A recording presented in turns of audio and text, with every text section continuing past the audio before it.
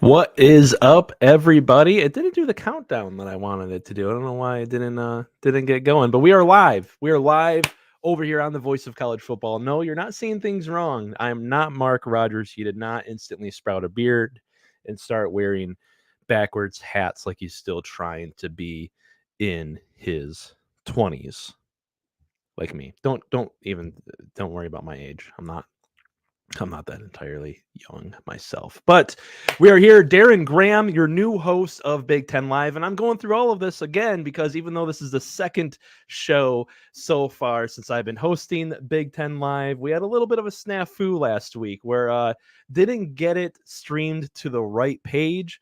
We were supposed to go live on the Voice of College Football and over at the Big Ten channel on the Voice of College Football, and that was my bad, and collectively a few of us kind of screwed it up. So apologies for that. We are here. We are live on the Voice of College Football, where we're going to be every Monday evening, by the way. We're going to sit right here, you with me, yours truly, and we're going to talk all things Big Ten football. Got a lot on the plate tonight. Also, don't forget to get your super chats in, get your comments in, ask me questions. If you're familiar with my content, we used to do the same pretty much exact thing over at Darren Talks Ball, my other channel. If you follow that, we used to do a little thing called This Week in Big Ten Football. This is going to be really similar to that.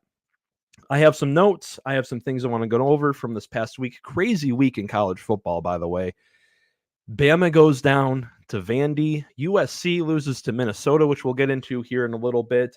And Michigan, the defending national champions, lose their first game in the regular season since 2021. Yes, you heard that correctly. The Michigan Wolverines had not lost a regular season game since their rivalry with Michigan State in the 2021 season. But they lost to Washington this past Saturday, and honestly was not a great performance. And I think, especially if you watched the video I put out earlier today on my other channel, Darren Talks Ball, you will know how I feel about that team going forward. So just want to get you guys kind of up to speed and up to date on how things are going to go on these live streams every Monday, because I know this is kind of a new thing we're doing here. We're going to go over some of the bigger games from the previous week. We're going to talk about some of the biggest issues within the conference, what's going on nowadays, especially with NIL and player movement, and with players sitting out for the rest of the season in some spots. The UNLV thing happening just about a week ago, by the way, and more players around college football are doing that.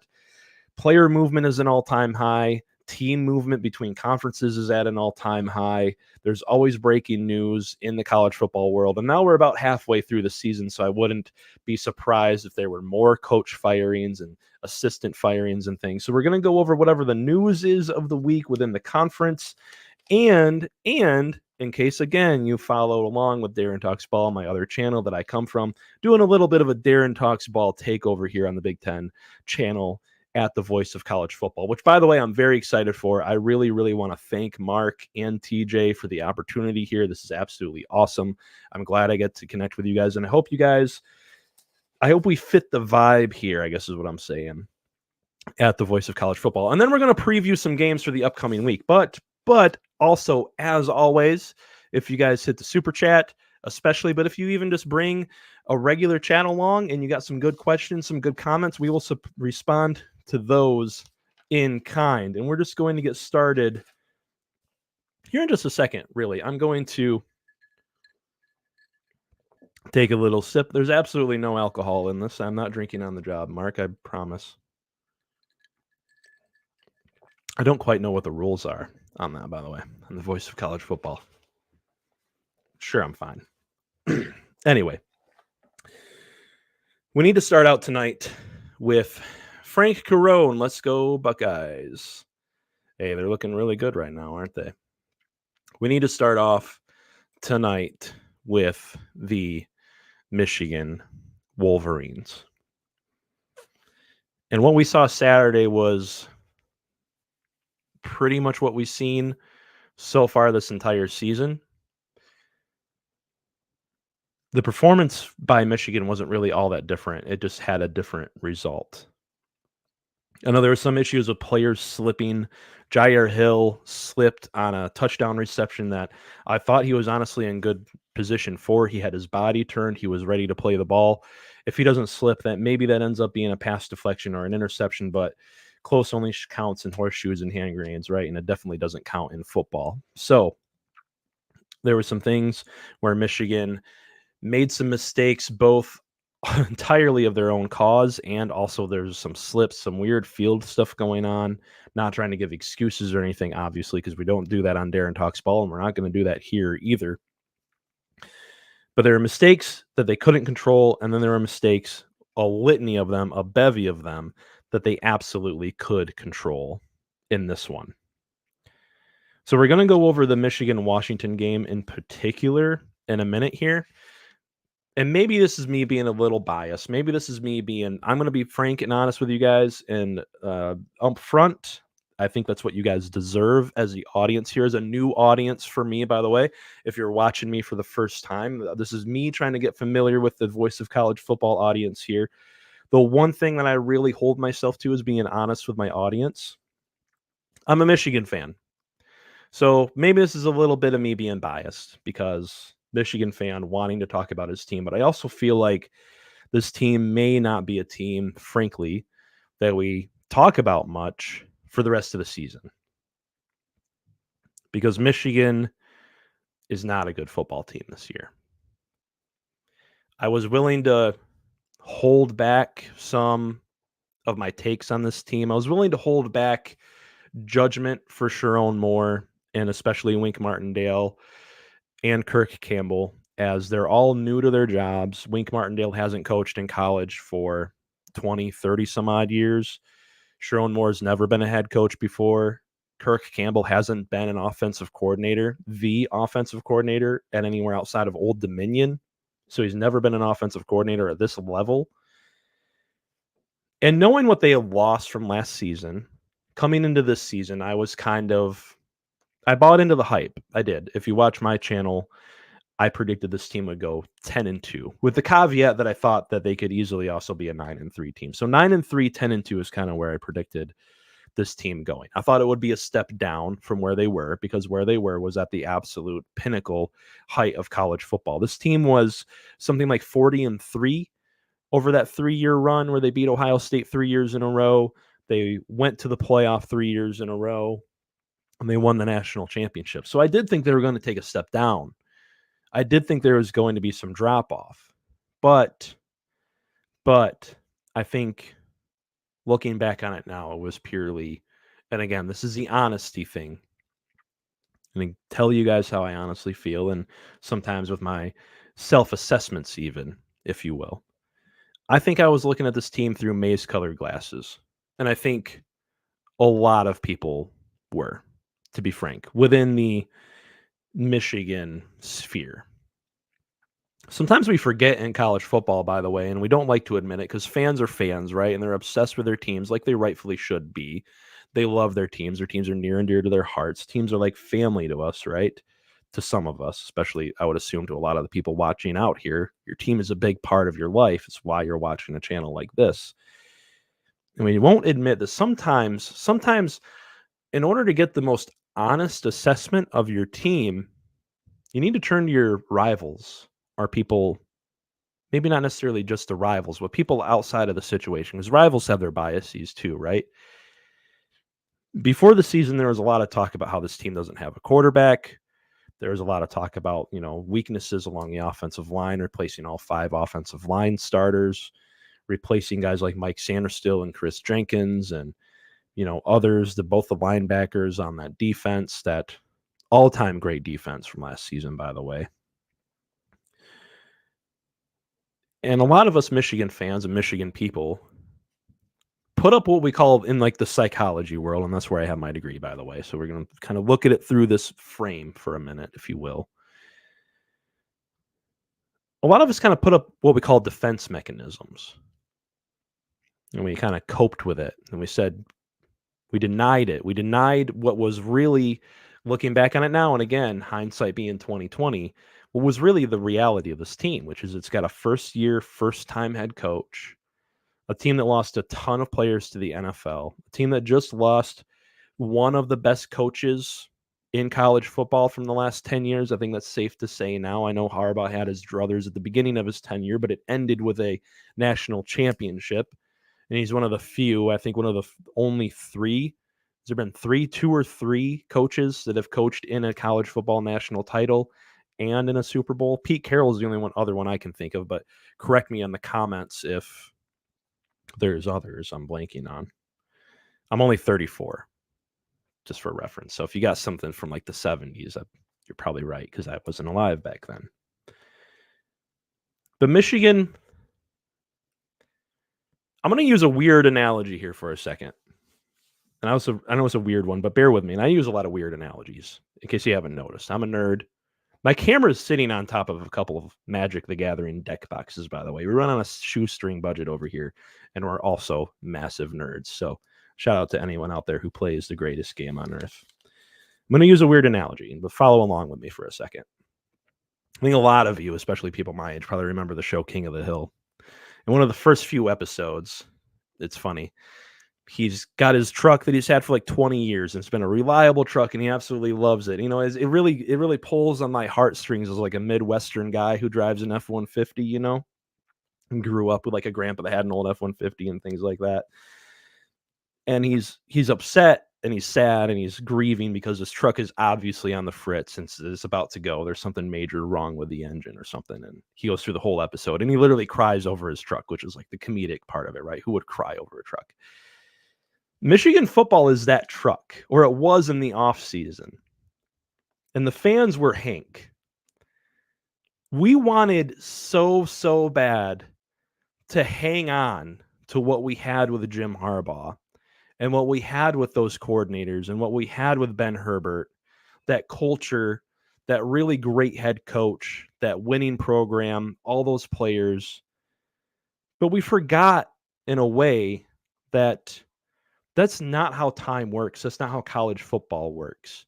We opened this whole thing up talking about NIL and player movement and how it's at an all-time high. Barry Switzer, I don't know, Jim R, maybe. Thank you for the comment, by the way. Get your super chats in, by the way. And we will read them. We will read the super chats for sure. That's me reminding myself to read the comments, because otherwise I will forget. But Michigan wanted so bad to hang on to something that wasn't tenable. Things don't last forever. Coaches move on. Coaches go on to other things. And I don't frankly care why Jim Harbaugh moved on. You can say it was over the Connor Stallion stuff, and we're not really going to get into the Connor Stallion stuff here. That's old news at this point. We're not going to do that. It was a matter of time before Jim either went back to the NFL or retired. It was a matter of time before Ben Herbert looked for greener pastures and went somewhere else. It was a matter of time, especially in this modern era of college football with player movement. Of course, the NFL draft has always been a thing. When you have really great players like J.J. McCarthy, they tend to leave after their junior season. What I'm saying is things change, things evolve. And if instead of maybe looking back on it, instead of hanging on for dear life and clutching onto that continuity word, which was the key word for Michigan this offseason, maybe, just maybe, we should have been ready to accept the fact that it was just the end of an era for Michigan football and things were going to change. And the funny thing is, now we're sitting here at 4-2. The team is not playing great. By the way, we have some stats here. This team is 56th in the country in scoring 22.33 points per game is all they're scoring right now. They have the 114th ranked pass defense. Let that sink in. 114th pass defense. That's not the offense. That's how bad this team is at stopping other teams passing the football. And I know some people are going to say, you played Texas, you played USC, you played a good Washington passing team. What did Michigan do the past 3 seasons when they played teams like that with Jesse Minter as a defensive coordinator? Absolutely shut them down. 90th and third down defense, 40% in that category. By the way, this team is giving up 10.39 yards per completion to opposing offenses, over 10 yards per completion to guys like Will Rogers and Quinn Ewers and Miller Moss. And they're 61st, a team that historically has been great in red zone defense, even going back to the Don Brown era. Speaking of Don Brown, Wink Martindale, I don't care what you have to say about the Don Brown comparisons. Don Brown at this point is a better fucking defensive coordinator than you. So you should start maybe appreciating the fact that you're getting compared to Don Brown. Sorry for the language. Definitely not drinking on the job. Don't tell on me, guys. Thanks again, Mark, for this great opportunity. Hope I'm not screwing it up too much. 61st in red zone defense. 61st. 82% of the time they give up a score. So maybe with hindsight being 2020, we look back and maybe, and I know this may sound crazy because we're 6 games into his tenure, but was Sharon Moore the right hire? Now, that's only going to bear out in the long run, and I do think that he is a man who may be capable of building a program, but these are year zero statistics for a coach. This is year zero stuff. This is not continuity. This is rebuild. And that's how we need to start framing this. This isn't continuity. This isn't the same old culture. This culture is not the same when you're playing like this, because the culture that Michigan had before was not giving up 10.39 yards per completion to the opposing offense. By the way, three of the top passing defenses in college football, Minnesota, Texas, and now I'm trying to think of the other one. 3 of them. I just looked it up earlier today. 3 of the top 4 passing defenses are teams that you've played because they get the benefit of playing basically Navy, because you don't have a quarterback and you can't throw the ball. And I'm sure within the building there were signs of that. But we heard all offseason, continuity.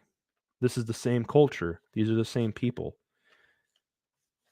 You can't hang on to something forever. There's been things in my life. There have been jobs. There have been people. There have been roles that I've been in. There have been places that I lived that I wanted to hang on to, that I wanted to stay in. But times change, and you got to move on. And are Michigan fans ready for that? I don't know.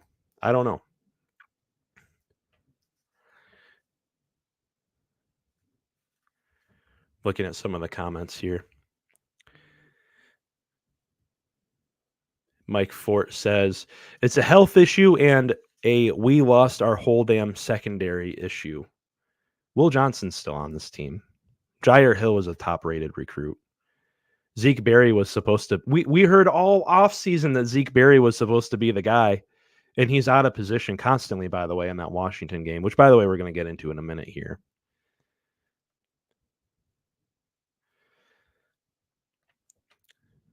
Keep Chopping says, hey, Navy is a force right now. Very good team. Hey, better than Michigan.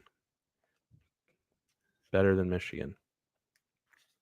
Mike Fort says Johnson's had injury issues.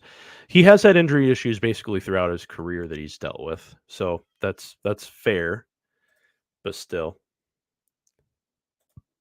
Offensively, by the way, this team 100th in scoring, 23.5 points per game. So they're giving up 22. I want to get back to the comments here. Thanks for commenting, everybody, by the way, and watching. Like, share, and subscribe. Subscribe to the Big Ten at the Voice of College Football channel. By the way, I occasionally post little rants like this up there as independent videos you can watch on all the teams across the conference. Michigan 100th in scoring 23.5 points per game and giving up 22.33. That's a team that tells me they're going to be in close games from here on out. By the way, we have their schedule down here, which we'll get into in a minute.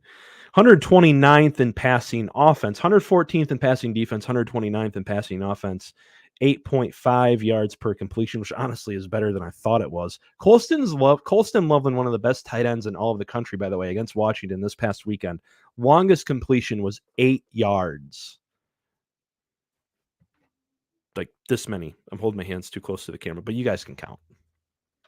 I trust that you can count, most of you. I don't know about Ohio State fans. Most of you can count, though. 38th in rushing offense, by the way. A team that prides itself, and this gets me to kind of my second point of this whole argument here. Times change, you got to evolve. That's point number one. You can't hold on to things forever. That's just fact. Fact of life. Second point, if you're not good at the thing you hang your hat on, at the thing that you pride yourself at doing, you're not good at what you do generally.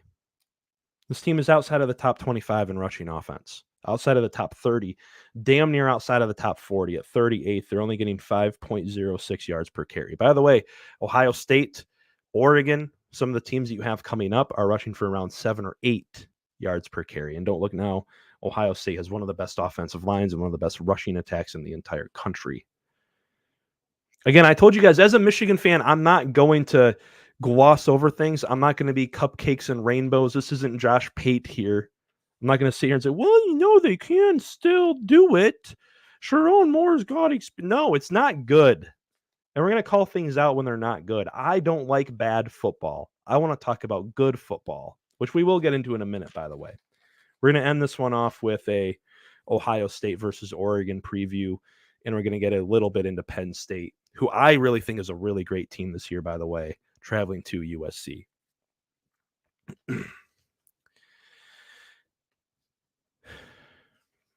We will be counting, Hummus here, we will be counting the Saturday after Thanksgiving. You'll be counting a lot playing this Michigan team, I'll tell you that. 38th in rushing offense, though. And the whole shtick, the whole thing with getting Sharon Moore and the continuity, he even said this offseason, this offensive line is going to be good as long as I'm here. Not happening. Josh Preeb whiffs on a block on a basic zone, inside zone, and you can't convert a 3rd and 2. Evan Link is in turnstile at right tackle. Dom Jadis, Greg Crippen, it doesn't matter who's in there at center. Neither of them can pull around and get blocks in space to get the running game going, by the way. Giovanni El Hadi, there we go, basically trips over himself whenever he has to pull around. So, by the way, these are your guys. It's not said enough. Sharon Moore was the offensive line coach and then the offensive coordinator / offensive line coach. He's been here for years. These are guys that he recruited and he was supposed to develop. And now guys like Greg Crippen, who played at IMG Academy, by the way. If you know college football at all, you know of IMG Academy. It's a great school, pumps out a ton of recruits each and every year. Giovanni El Hadi was a top 100 recruit. By the way, Andrew Gentry, who was the guy that a lot of us expected to play right tackle for this team, can't even get on the field. Those guys were all top 100 to top 150 recruits that you developed, and they can't see the field. And by the way, Evan Link, who does see the field, is the lowest rated tackle on PFF so far this season in all of college football. So times change. You got to develop. You got to move on. Maybe there should have been a coaching search. Maybe. Who knows? And I know the timing of Jim Harbaugh leaving was a thing, and he kind of, whether it was intentional or not, screwed the program. There's a thing with Michigan coaches leaving, by the way. It goes all the way back to the Lloyd Carr. I'll sign whoever's transfer waiver wants to go. Thanks, Lloyd. Thank you. 36 in red zone offense, by the way. So at least they're good at that. 78th on third down, though. That's not great. 39% on third down so far this season because they keep getting themselves in long third downs because they can't run the football particularly well all the time. They've gotten some explosive runs here and there. Khalil Mullins is a great back, but the numbers are what the numbers are with this team. This is not a good football team, and I'm afraid that it's not going to get better anytime soon. Let me list off some things here real quick.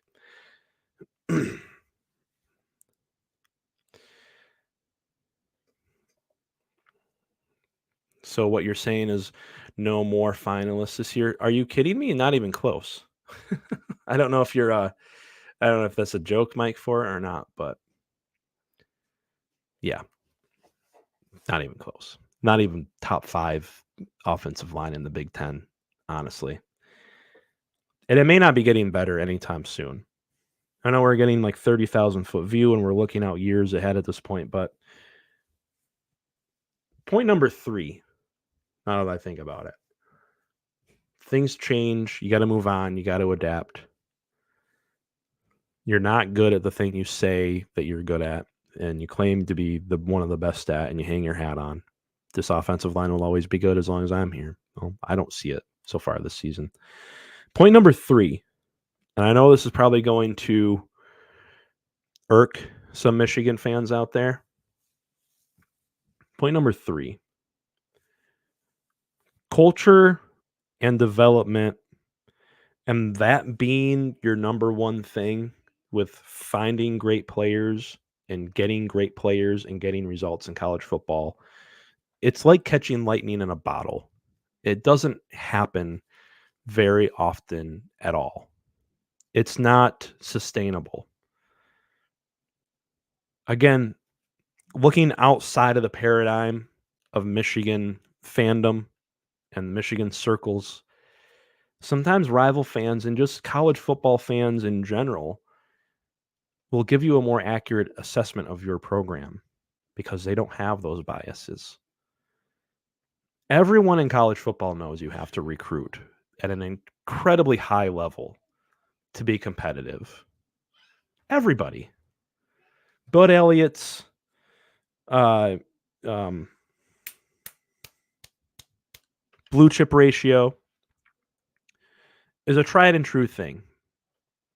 Anyone who doesn't know, Bud Elliott's blue chip ratio measures how much of your roster is filled with former 4-star and 5-star recruits, guys who are predicted to probably go to the NFL. And every season since he's done it, a team with a top 10 to 15 blue chip ratio has won the national title. I think there's a couple of examples that kind of sit outside of that, but they still had pretty high blue chip ratios. The 2023 Michigan team was one that sat a little bit outside. I think they're outside of the top 10. And then the Auburn team with Cam Newton way back, because Cam Newton carried that team, Vince Young style, although they didn't even have the talent level that Texas team did with Vince Young, but I digress. If you want to be competitive in college football, I hate to break it to you, Michigan fans, but you have to recruit at a high level. Not just a top 15 to 20 on the 24/7 composite or On3 or Rivals or whatever website you like to look at, but you have to compete and be in like the top 10 to get the kind of depth of quality players that you need to last a whole season. And as we've seen so far this season, because it's a big issue with the defense right now, to be able to rotate players in and out, keep players rested, fill in for injuries, that kind of thing, to make it, especially in this modern era with there's a 12-team playoff now and you got to play more games. Michigan currently in 2025 in their 2025 class is 15th. These are all 24/7 composite numbers, by the way. 2024, they finished 16th. 2023, they somehow finished 17th, but if you look at outside of the composite, if you look at the regular rankings, they're down in the 20s. In 2022, they finished 9th, so they haven't had a top 10 recruiting class for going on their 3rd or 4th cycle now. And as much as you want to say, and as much as you want to say and point at Mikey Sanders still and other guys, Blake Corum was a 4-star who probably should have been a 5-star in hindsight. As much as you want to say that there were guys that this team developed, Michael Barrett being one, the 2021 class is also what did it for you. Michigan had a top 10 class in 2021, and who was in it? J.J. McCarthy, who became a top 10 pick in the NFL draft. He hasn't panned out exactly how a lot of people imagined, but Donovan Edwards. Again, other notable players, Will Johnson in the 2022 class, which is your last top 10 class. And this is where I get to where Michigan is going down a kind of dark path here, because I'm going to list off some names. Will Johnson, Mason Graham, Kenneth Grant, Josiah Stewart, Derek Moore, Quentin Johnson, Rod Moore, unless he gets another year of eligibility from the injury. I don't know if he can or not. Makari Page, almost likely gone from the defense this season, after this season. And then on the offense, you have Colston Loveland, Donovan Edwards, Khalil Mullings, Miles Hinton, Josh Preeb, almost likely gone as well. So almost all of your defensive production and almost all of your offensive production from this year's team, which already lost a bunch of production from last year, is probably leaving now after this year. And who's coming in to replace them? TJ Guy, who might be a dude, maybe former 3-star recruit, by the way, and maybe you are still developing you, but do you want to bank on that for the long run? The quarterbacks, Carter Smith and Brady Hart. Everyone likes to say, everyone in my comments over on Darren Talks Ball, and of course I am Darren Graham. I'm the host also of Darren Talks Ball, if you've seen that channel, new host of the Big Ten show live. Carter Smith and Brady Hart aren't going to be here tomorrow. And Jaden Davis, as much as I like him, he's a lottery ticket. And what do we say about lottery tickets? We'll see, maybe. And do you think maybe with this offensive line, what is Michigan going to look like an offensive line next year if it's this bad this year? And by the way, you're losing your best offensive lineman in Josh Preeb, most likely to maybe the draft. He'll probably be an undrafted free agent at this point because even he isn't playing particularly well. So what is wide receiver recruiting is a whole other thing we can get into, but I've already spent the first half hour of the show on just Michigan's demise. That's 13 players I listed, by the way, leaving. Best cornerback in college football, one of the best defensive ends in college football, the best defensive tackle in college football. By the way, with these players, you're 114th in pass defense. What the fuck are you doing, Wink Martindale? You could give Don Brown those three guys, and he'll put together a defensive scheme that will get you at least in the top hundreds in pass defense. Are you kidding me? I'm not Don Brown. No, you're worse. You're worse. It's full rebuild mode. Full rebuild mode for Michigan. Full rebuild mode. Sorry, I'm looking at the comments here. I need to chill out a little bit, don't I? Remaining schedule for Michigan. They got a bye week this week at Illinois. Illinois, much improved team. Offensive line isn't all that great, but if Luke Altmaier can find the receivers in time, in space, and that horrendous zone coverage is getting called, by the way. We're giving 10, 12 to 12 yards to receivers on 3rd and 8s all day long. Fun stuff. At Illinois, MSU. If MSU can fix their turnover issue, that'll be a game. Oregon, more than likely a loss. What else can I say about that? At Indiana, one of the highest scoring teams in college football so far this season, got a little bit of a problem slowing down the other teams on defense, giving up some points, but you can go check out Darren Talks Ball for the video I did on them recently and why I think they're a pretty great team and an exciting team to watch, by the way. Then another bye week, and then Northwestern, which is probably the only guaranteed win left on the schedule before you face the vaunted Ohio State Buckeyes. 6-6 could be on the table. 7-5, 8-4 is probably your best scenario for Michigan going forward for the rest of the season. I'm going to read some comments here before we get into our next topic. Again, thank you all for joining us. This is exciting. This is awesome. Honestly, I started doing this a little over a year ago at Darren Talks Ball, of course, my other channel, and never thought we'd be here. I'm the voice of college football. The voice of college football, baby. Started from the bottom. Now we're here. Gary Williams, Michigan sucks. I mean, you're not too far off. They got some really great players. Could win some games, but stop.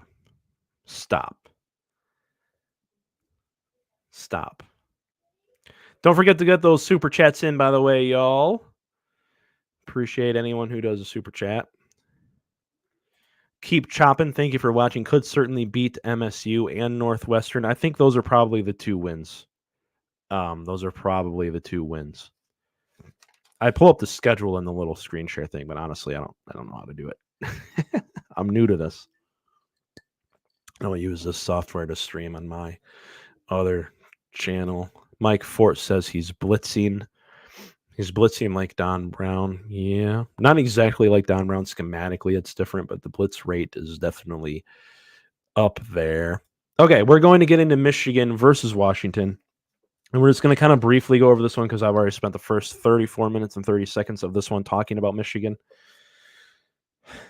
I want to get into exactly how Washington managed to win this one because I think even though they were favored in this one, it was still a surprise. Obviously, they stormed the field after the game. There were some people saying that like they shouldn't have stormed the field or like there's a whole weird thing in college football Twitter, especially people trying to gatekeep who can storm the field and who can't. Who gives a shit? Let people have fun, by the way. Vandy, that was an awesome scene, by the way. Carry those goalposts all the way to, I don't know, Roanoke for all I care. Could you make it to Roanoke from there? Probably not. I don't know the mountains very well. I live in Michigan. It's flat as hell out here.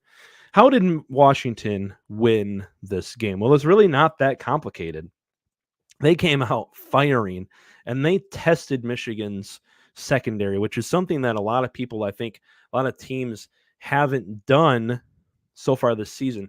Jim, I see your comment, by the way. We are going to get into Penn State versus SC later on in the show if you want to stay tuned. Washington came right at Michigan's defense, and first play of the game hit a 36-yard completion. But they came out confident. They came out firing downfield, and they tested Michigan's defense, which then stretched the field and made Michigan play a lot more honest. Now, Michigan, that whole scheme relies a lot on kind of keeping the top on the offense. They keep two safeties back a lot. If they have a safety down, by the way, and I think a lot of, honestly, in a pure meta game kind of conversation, I think a lot of college offenses are catching on to the amoeba defense, but that's not something we need to go down a whole rabbit hole on here. That's something we'll probably get on in the off season. That'll just bore you guys at this point. Jim R with the super chat, $20. Appreciate that. Congrats. Thank you. Is that a congrats to us on the new show, or is that a congrats to Vanderbilt? So I see some comments about Vanderbilt too. Either way, congrats to both. Raise a glass to Vandy. Hey, Nate Bargatze's having a hell of a day, I'll bet. Hell of a time. If you don't know who Nate Bargatze is, I don't know why you wouldn't. Yes. Okay. Thank you, Jim. Appreciate that. Washington beat Michigan because they were finally a team that had the confidence and the ability to stretch the field on the Michigan defense, even though they usually keep a roof on it, even though they usually keep two safeties back. Like I was saying, if you just see one safety back, usually the other safety is going to rotate into some deeper coverage to it. So it's one of the ways they disguise. Sometimes that safety will stay in the box, but most of the time they don't. Anyway, Rogers starts out in this game, by the way. By the time the game is 14-0 after those first few possessions, 8 of 12, throwing for 75%. I can do that math all day. For 129 yards. By the time, again, this game is 14-0 with 9:38 left in the first half. 129 yards, 8 of 12. 2 of the first completions went for more than 30 yards, which, again, stretched the field, softens Michigan's defense, by the way, and got the running game going, I'm going to say just enough. Jonah Coleman ran just enough to kind of keep Michigan on its feet, where they had to cover the entire field because Washington was testing them downfield. They took advantage of Jair Hill, the young corner. They even went after Will Johnson later in this game, and they exposed Will Johnson a little bit too. I'm not going to lie. That pass interference. The game was already over at that point. But Coleman, 18 carries for 80 yards for 4.4 yard average, which is about all he needed to do. Of course, he had a long of 27. So outside of that long carry, it wasn't that great. I think Michigan held him to just 3 yards per carry or so outside of that one, but did just enough to keep Michigan's defense, on its toes. They had a trick play in this game, by the way, a double pass. By the way, you can try stuff like that, Michigan, just saying. Washington really was the more confident team here, and obviously it shows. And it's interesting going back to kind of the 30,000-foot view of things with Michigan and Washington, because these teams have a lot in common. These teams played against each other in the national championship game. These teams lost a lot in the offseason. These teams had to replace a lot, and now the timeline was different. I think a lot of what Jim Harbaugh did with kind of hanging around and lollygagging around for a little bit and then finally taking an NFL offer, J.J. McCarthy hanging around a little bit, and there was kind of a will he, won't he with the NFL move for him, kind of threw Michigan down a path where they weren't going to be able to do much in the portal because they couldn't get a quarterback in the portal until after all that happened, for instance. But Washington went out, did a coaching search, found a coach at a program. By the way, Jed Fish was something like 10-3 at Arizona last year. Arizona was a good team. Jed Fish is a good coach. They maintained Will Rogers on the roster. He had already committed to Kalen DeBoer before he left. They brought a bunch of guys in, like Jonah Coleman, et cetera, from Arizona, from a pretty good Arizona team. And they were able to put something together in short time that's actually a pretty good team. If you've been watching Washington so far this season, yes, they're only like 3-2. Yes, they already have 2 losses. to Washington State in that game against Rutgers. But special teams, penalties, and mistakes have killed them. They've shot themselves in the foot. Outside of that, they are a top-tier offense that can move the ball, and if they can sustain drives and especially do well in the red zone down the stretch, they could be a pretty good team. Now, I know their schedule is daunting. I don't have it pulled up here for reference. I don't know exactly who they play. I was watching a podcast earlier today, and they're going over it, and it's a rough schedule from here on out. They play a lot of tough teams in the conference, but look at what Washington was able to do in comparison to Michigan.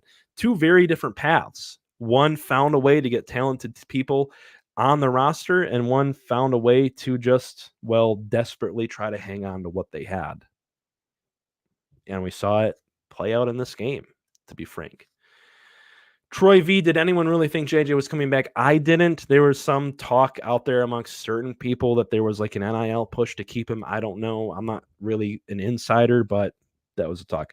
Other notable stats, by the way, from this game, Jack Tuttle came in and gave Michigan's offense a spark for whatever that's worth. They did score on 3 consecutive drives, but as Devin Gardner pointed it out on WTKA this morning, when he was talking to Sam Webb on the Michigan Insider, there were a lot of things they were doing that were specifically schemed to stop Alex Orji, and it seemed like once they stopped doing that, once Jack Tuttle came in and had a couple drives, they were able to kind of shift their defense over that Belichick defense that Washington now runs, because they got Steven Belichick as their offensive coordinator. By the way, Pete Carroll's kid is the offensive coordinator, and Bill Belichick's kid is the defensive coordinator over at Washington. Wild. Anyway, Jack Tuttle this is how bad the quarterback play has been for Michigan so far this season. Jack Tuttle looks like a great quarterback in comparison to these guys, but in this game, he still only goes 10 of 18, just over a 50% completion for 98 yards, a touchdown, an interception, and oh, by the way, he also fumbled the ball. He had a 55 ESPN QBR. This is where we're at with Michigan's quarterback play. And honestly, I thought he looked good in the couple of drives he was in. And again, he provided a spark. He found some running lanes. One of the things Washington was doing against Alex Orji was they're kind of mush rushing a little bit and trying to keep those lanes, and kind of make him stay in the pocket and throw. They did that same thing to Tuttle the first couple of drives, but he was able to find running lanes and get downfield with his legs. Washington shut that down. It looked to me like they started calling some stunts and some more exotic things to keep him guessing on as to where he could potentially run and take off, which was a brilliant move on Steven Belichick's part. Speaking of Michigan quarterback play, Alex Orji started just 3 of 7 for 15 yards. Donovan Edwards was kind of the best part of this Michigan offense in this game, 14 carries for 95 yards and a 6.8 average. Obviously, he had the long touchdown. Khalil Mullins, 14 carries for 49 yards, just a 3.5 average and a long of 7 yards. So Khalil Mullins completely slowed down in this game. Michigan's leading receiver was Colston Loveland, as everyone would probably expect. 6 receptions for just 33 yards. Did have the touchdown. That touchdown was J.J. McCarthy-esque, as I stated in my Discord. By the way, you can go over to Darren Talks Ball, find the link for the Discord in the channel description, and join me talking college football 24/7 over there as well. Longest reception of the day for Colston Loveland, though, 8 yards. 8 yards. That's a bomb of that's a whale of a pass for Michigan's offense in 2024. We did have a last note on this game. We did have a Amarion Walker sighting, which was a pleasant sight for us Michigan fans. He got a 22-yard reception. And Jack Tuttle did look good. I would expect him to be the starter so far for the rest of the season, I just don't expect much from this football team altogether because, as I've stated in previous videos on this channel and on my own channel, quarterback isn't the only problem, as we've laid bare so far in the 43 minutes and 54 seconds we've been on air tonight. Is everyone done? Are we done talking about Michigan? We're probably done talking about Michigan, aren't we? Don't forget to get your super chats in. Get more questions in the comments. Ask me anything. Ask me anything about college football specifically. It's not a real ask me anything. Just ask me anything about Big Ten college football. We're going to get into Minnesota and USC next. This is going to be our second recap, and then we're going to get into Ohio State, Oregon, which is frankly probably the game of the year, in my opinion. Not only in the Big Ten, but in all of college football. I think that'll be a really exciting one. And then if we have time, we will also get into Penn State versus USC. Running a little long in this one. My apologies for that. USC and Minnesota was a great game. And it also kind of showed that you don't need to score a crap ton of points to have an exciting college football game. Welcome to the Big Ten, by the way, USC. Minnesota, by the way. I'm going to set my notes up here because I got a lot of notes to read for this one. Coy Parrish. Remember that name.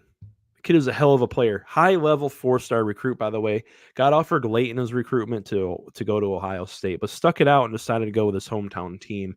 The Minnesota kid, safety, by the way, if you're not familiar, with the game-sealing interception and incredible special teams play, by the way, so far this season for Coy Parrish, too. He had the long punt return in the Michigan game, by the way. Minnesota, frankly, should have won that game against Michigan. And if they had, what would we be thinking of Minnesota right now? Taking down two giants in the college football world so far this season. I even put out a video on this very channel talking about how I thought USC was still a Big Ten contender. And boy, did Minnesota prove me wrong. The first half, of course, to kind of recap the game here, it was kind of a bit of a feeling out, determining what type of game this was really going to be kind of thing. USC was trying, from my opinion, to get both their ground game and Miller Moss going. To their credit, I think USC has made some adjustment. Lincoln Riley has put a little more emphasis on running the football, and they did really pretty much get Woody Marks going decently in this game. I think their offensive line, by the way, there's been a lot of critique of their offensive line, and rightfully so. It's not great. It's been a problem for them for years now. Their offensive line is looking decent in the run game, at least. USC, again, trying to kind of get Moss settled in early on in that game, but also get the running game going. I thought that was a good strategy to go with in this one on the road, playing Minnesota. There's also something like a weird record going on so far this year. I think teams traveling more than 2 time zones away in the Big Ten so far this season are like 1-8, which is an interesting thing. In Minnesota, I really thought also had a good game plan for playing a team like USC. So we had two teams that are kind of philosophically opposed in a way, although I think Minnesota throws the ball a little more often than people give them credit for. I don't have the stats on that, but especially with Max Brosmer, who's a good quarterback, by the way. Experienced guy, came from the FCS level, was a very good quarterback there. And what do you know? He's pretty good at the Big Ten conference level, at least so far this season.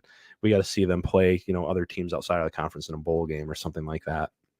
But playing so far, so good for Max Brosmer. But their emphasis was really, they focused on Darius Taylor, who's their best offensive player. They got him going, kind of recreating, by the way, I thought, from what I saw with some of their play calls, that kind of power-based run offense that Michigan got 2 scores with against USC. They called power multiple times in that first half, and some of them popped up for big runs because USC's run defense, the tackling issues they've had in previous years are pretty much fixed, but it's still there a little bit here and there. I know USC had kind of a banged up secondary, especially in this one, where I think they were missing a safety. Feel free to correct me if I'm wrong in the comments, if you will.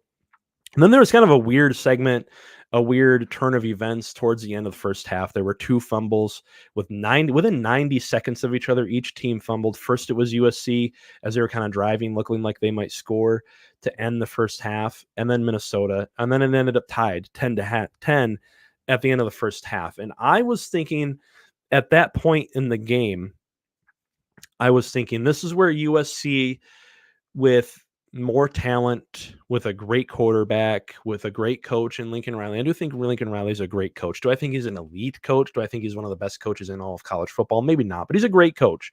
I thought they'd make some halftime adjustments. I thought Miller Moss would come out firing. I thought they keep Woody Marks involved and doing enough in the run game to keep Minnesota's defense on their toes. And I thought they'd pull away with this one. And lo and behold, it kind of looked like that at first. It really did. Minnesota got the ball to start the third quarter, and that drive stalls. They punt. USC gets the ball, and what do you know? Just like I suspected at halftime, they go on a 12-play, 91-yard drive that takes 7 minutes and 3 seconds off the clock. They score. They make it 17-10. And then I'm thinking at that point, that game it's probably just going to go USC's way because we've seen this time and time again, especially with Lincoln Riley teams. They play with their food a little bit. They get things right in the second half. They did it with Michigan. They were down, 14-3 at half against Michigan and came storming back in that one and kind of figured out that Wink Martindale defense, though. What does it really take to figure out a Wink Martindale defense these days when Will Rogers is doing it? But I digress. Then something happened in that game. And I have been not the biggest fan of PJ Fleck throughout his tenure at Minnesota. Actually, over on my other channel at Darren Talks Ball, we did a Big Ten trends entering the season. I talked about which teams are trending up, which teams are trending down. I had Minnesota as a trending down team. I thought the recruiting hasn't been particularly well. I don't think this Max Brosmer kid, whoever he is from FCS level play, was going to be that great. It seemed like this team was kind of on a downward trend. And then what do you know? PJ Fleck, with great coaching, with his offensive and defensive coordinators calling great games, it turned out they were the ones that made the halftime adjustments.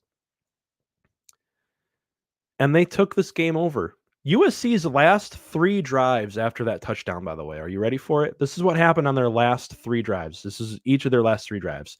They go 8 plays for 61 yards, ends in an interception. Then they go 3 plays for just 6 yards, and they punt. And then they go 7 plays for 47 yards, and they have an interception. After that touchdown, about halfway through the third quarter, they only get the ball 3 more times. And in the meantime, I got to flip my notes here. I wasn't thinking it out when I put my notes up there next to the camera. Apologies. We'll get better next time. Does that camera move every time I thud that down? It does, doesn't it? Look at that. Professional podcast over here. This definitely doesn't have alcohol in it. I'm not drinking on the job, Mark. I promise.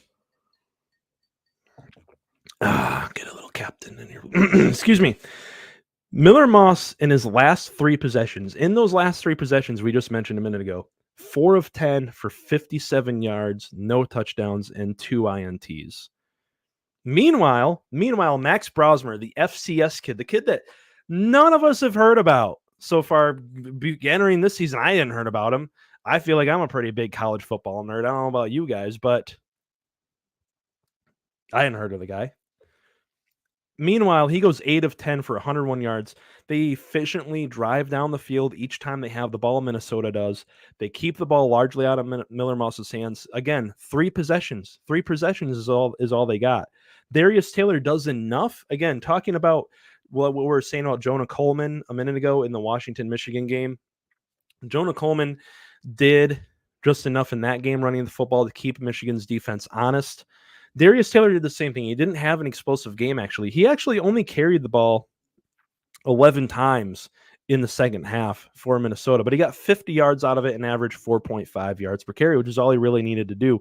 And, of course, the gutsy end of that drive that we have to talk about where Max Brosmer scores on that quarterback sneak. I know there was a little bit of an issue there where some people thought it wasn't actually a score. I can't quite remember if it was reviewed or not, but there's some controversy there. But the guts to call that was 56 seconds left on the clock. You could have kicked the field goal and relied on Corey Parrish in your defense, but instead you go for it. You get the touchdown. Trojan Fight, thank you for watching, said he fumbled the ball on that play too. Yeah, I think that you're probably right. I had to go back and rewatch this game because I was busy on Saturday, not going to lie. But the guts to make that play call. And now maybe it's something we can get into. The officiating so far this season in the Big Ten has been abject. It's been terrible. But you don't apologize for a W. That's one thing we always say on Darren Talks Ball. And Minnesota is not going to be apologizing for this one. If you don't want those calls to happen, by the way, USC fans, don't get into a game with Minnesota in the first place, which you definitely did in the second half. Again, Miller Moss, something like 4 of 10 for just 57 yards from about halfway through the third quarter on. That's not winning football, and USC has a real issue finishing games so far this season. That's what we got on recaps for games. We're going to go ahead and preview one of the biggest games in the Big Ten so far this season, if not all of college football. I am very excited. Even as a Michigan fan, again, I just like good football.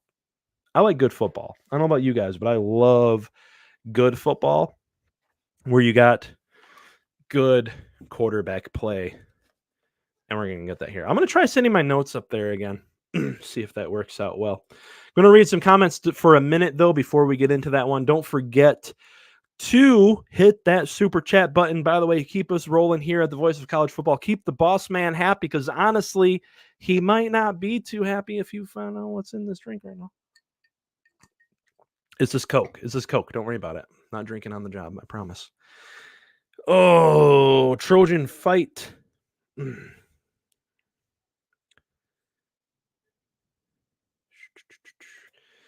If USC gets all the home calls Minnesota and Michigan got at home, they can beat Penn State. Oh, man. Don't get in games with these teams. I'm sorry, Trojan fight, but like don't get in games with these teams, and the bad officiating won't be a problem. There were calls that Michigan didn't get, by the way, in the USC game. Like, I'm sorry to break it to you, but USC jumped off sides on several of Michigan's drives that just straight weren't called. There were TJ Guy had his helmet ripped off on the sack play, and there was no hands to the face. Yeah, Mason Graham got a really, really bad hands to the face in the Minnesota game. Was it the Minnesota game? I'm getting them confused now, aren't I? Yeah, there's just been bad officiating across the Big Ten so far this season. We saw what happened in the Marshall-Ohio State game earlier this season, by the way, where they called a penalty that I've never seen in my entire life against Marshall.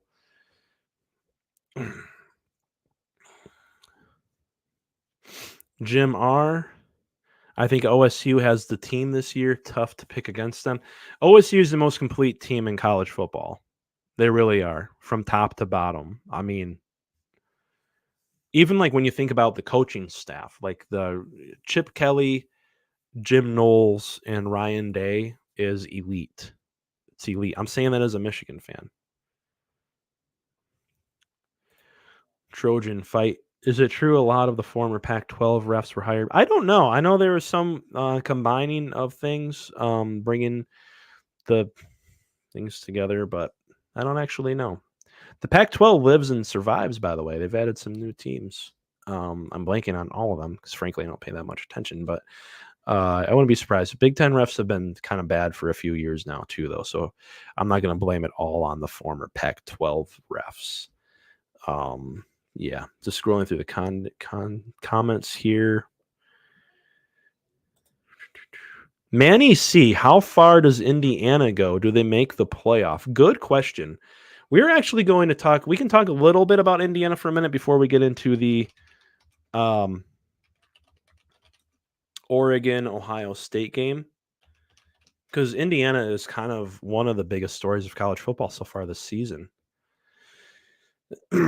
So to get to your question, and I really wish, I got to apologize to you guys, I do not know how to do the screen share thing on StreamYard yet. That's something I still have to get with TJ and learn. Otherwise, I would share what the rest of their schedule is on the screen with you guys. But I'm just going to read off the rest of their schedule to you. Now, of course, they just beat Northwestern 41-24. A little bit of fraud alert for me to let Northwestern score 24 points and let Northwestern's quarterback, who isn't too terribly good, and Northwestern has like one good receiver, by the way, in AJ Henning. Man, if only Michigan still had Giles Jackson and AJ Henning. Man, I never thought I'd be saying that. To let Northwestern's quarterback score some points on you, I thought was a little iffy. Indiana has actually been, like, in the last couple of games, they've been in close ones until about halfway through the third quarter or like the beginning of the fourth quarter, and then they pull away. At one point, they were only up on Northwestern by like a field goal in the second half. But I'm just going to read off the rest of their schedule, and you can tell me what you think, what you guys think in the comments. They play Nebraska at home after a bye week. They have a bye week this week. Nebraska at home on October 19th. They got Washington at home. That might be a really high-scoring game, actually. That game might end. That might look like Texas Tech versus Oklahoma back in the day, the old Patrick Mahomes, Baker Mayfield game. Except I don't think either of the quarterbacks in this one are that level, but that might be a very high-scoring game. At Michigan State, I could easily see Indiana winning that one, especially with how turnover prone and mistake prone Michigan State is. Michigan State, by the way, does not have a very good ground game. at all. Their 2 running backs are averaging something like 3 yards a carry or even less than that outside of the explosive runs that they got on teams like Prairie View earlier this season. So Michigan State could be a win. Then it gets tough for a couple of weeks. It gets really tough. They play Michigan at home, and they could, I'm going to tell you guys right now, they could beat Michigan. They could beat Michigan. They really could. I think with the offense that they have. And again, we talked about it earlier in the stream. Michigan, 114th in pass defense, giving up over 10 yards per completion to opposing quarterbacks. Curtis Rourke, who would have thought? Who would have thought? Speaking of Ohio, the Ohio Bobcat and Curtis Rourke has to face in-state rival. I don't think Ohio State and Ohio are rivals, but after a bye week between after Michigan, I should say, they travel to the shoe to play the Ohio State Buckeyes. I don't think that one will be a win. Ohio State has SP Plus's #1 rated defense now, by the way. That defense is insanely good. And I believe last time I looked, actually, I could look it up right here if you guys will bear with me for a second. Where is it? Where is it? Talk amongst yourselves for a second. I'm just kidding. Passing yards allowed. Ohio State is 4th in the country in pass defense. Oh, by the way, we mentioned it earlier. 3 of the top 4 teams in pass defense are all teams that have played Michigan. This is how bad Michigan is at throwing the football. Minnesota, Texas, and Washington. And I guarantee you that has a lot to do with the common opponent they all have because Michigan is that bad throwing the football.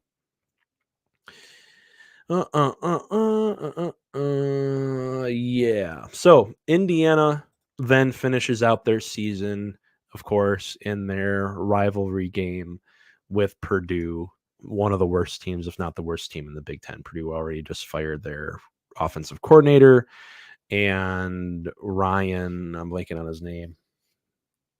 Ryan Braun? No, I can't remember his name. Doesn't matter. He's going to lose his job anyway. He should lose his job. He's not looking very good there for Purdue so far in his 2nd season. I think Indiana could beat Nebraska. I really do. Dillon Gabriel kind of up and down as of late. Now that they've entered Big Ten play, they survived against Rutgers this past week. Washington could be a shootout, but Indiana seems just fine winning shootouts. Honestly, I don't know if they'll win that Washington game. And we'll see against Michigan. They get that game at home. If they can score more than 24 to like 27 points on that Michigan defense, which they could do, they'll win that one. Anyone down the stretch playing Michigan this season, that's kind of my bar for them. If you can score more than like 24 points, you'll win because that Michigan offense isn't doing anything. They won't beat Ohio State, but they could, man. So we're looking at an undefeated team. They could beat Nebraska, Washington. I'm just trying to think. Yeah, 11-1, 10-2 is on the table for the Indiana Hoosiers. Who would have thought? Who would have thought? Yeah. And do they backdoor their way into, excuse me, Big Ten championship game? Who knows? By the way, the Big Ten never should have moved away from divisions.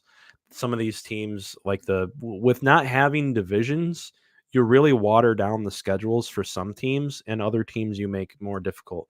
Think about it. If we still had divisions in the Big Ten and you just added the 4 West Coast teams to what was the Big Ten West, and you shuffle things around, I know you'd have to shuffle things around there, and bring some teams over to the East from what used to be the West, because otherwise it'd be unbalanced. But USC, Washington, Oregon, they'd all have to play each other. Iowa would have to play all of them. Minnesota, which is looking like it may be a pretty decent ex-Big Ten West team, would have to play all of them. Nebraska would have to play all of them. You'd kind of have like more of a true test out of whoever came out of the West for the East, because they would have had to have gone through Oregon, USC. It would have been Oregon, USC, or maybe Nebraska comes up or something like that. And then the Big Ten East would again still all play each other like they always had in your Michigans, your Ohio States, your Penn States.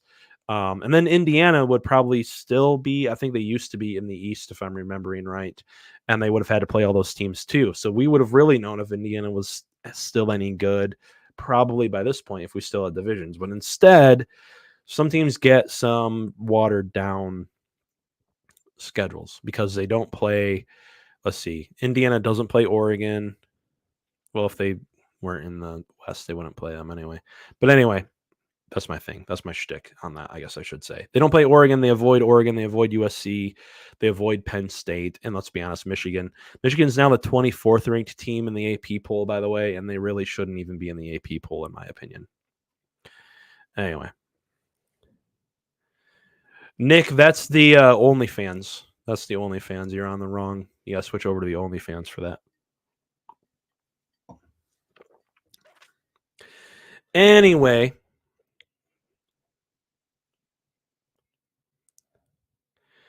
DDR256 says, no, glad divisions are gone. Just need better scheduling. I could see that. Yeah. I think it just needs to be more balanced. I think.